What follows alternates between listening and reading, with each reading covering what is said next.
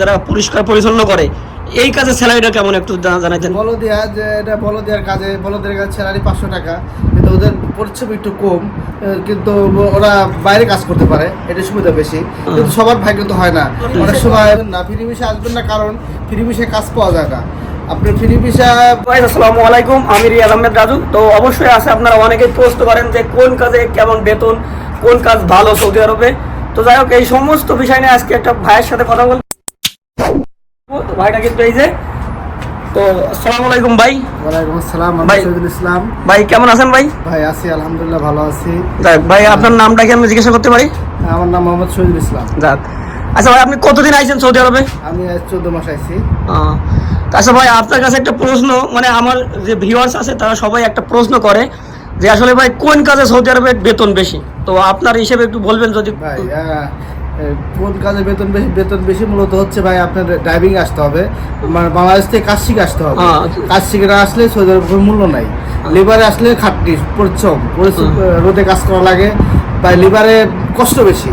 এই জন্য আপনি ড্রাইভিং আসবেন বা যে কোনো কাজ শিখে আসবেন, ইলেকট্রিক কাজ শিখে, বেশিরভাগ ইলেকট্রিক কাজ শিখলে ভালো, এটা বেতনটা বেশি। ড্রাইভিং ইলেকট্রিক এই দুটো। আর সব থেকে বেশি মানুষ যে কমেন্টটা করে যে আসে আপনার যে যারা পরিষ্কার পরিচ্ছন্ন করে এই কাজে স্যালারিটা কেমন একটু জানাইতেন। বলদিয়া যে এটা বলদিয়ার কাজে বলদের কাছে স্যালারি 500 টাকা, কিন্তু ওদের পরিশ্রম একটু কম, কিন্তু ওরা বাইরে কাজ করতে পারে, এটা সুবিধা বেশি। কিন্তু সবার ভাগ্য তো হয় না, অনেক সময় মরুভূমি পড়ে গেলে 500 টাকায় ওদের 500 টাকায় স্যালারি আসে, পরবর্তীতে কোনো টাকা আসে না। দেখা যাচ্ছে যদি মানুষের ভিতরে থাকতে পারে, দেখা যাচ্ছে মানুষের ভিতরে শহর এলাকা পড়লে হয়তো কিছু টাকা ইনকাম করতে পারে।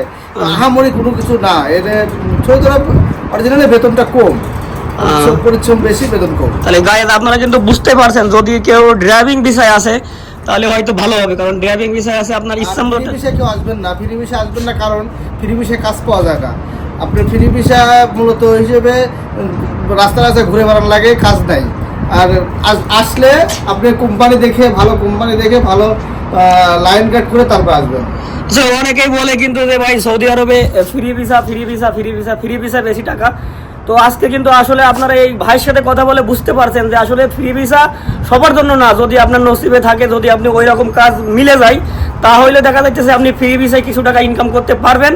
আর দেখা যাচ্ছে আপনি যদি নতুন হন সৌদি আরবে, আপনার আগে থেকে কোনো অভিজ্ঞতা নাই, তাহলে দেখা যাচ্ছে আপনি কোনো কাজই পাইতেছেন না। আর যদি আপনার কোনো লোক থাকে সেই রকম, কিংবা বন্ধু বান্ধব থাকে, সেই হিসাবে আপনি কিছুটা আপনার উপকার হবে আর কি। তো যাই হোক, অসংখ্য ধন্যবাদ ভাইদেরকে, দু ভাইদেরকে, যে ভাইরা আসলে আমাকে সময় দিল, আর সময় দিয়ে এত সুন্দরভাবে আপনাদেরকে বোঝানোর জন্য। তো সালাম আলাইকুম ভাই, দেখা হবে অন্য কোনো দিন যদি কোনো নসিবে থাকে। ঠিক আছে, আল্লাহ হাফেজ।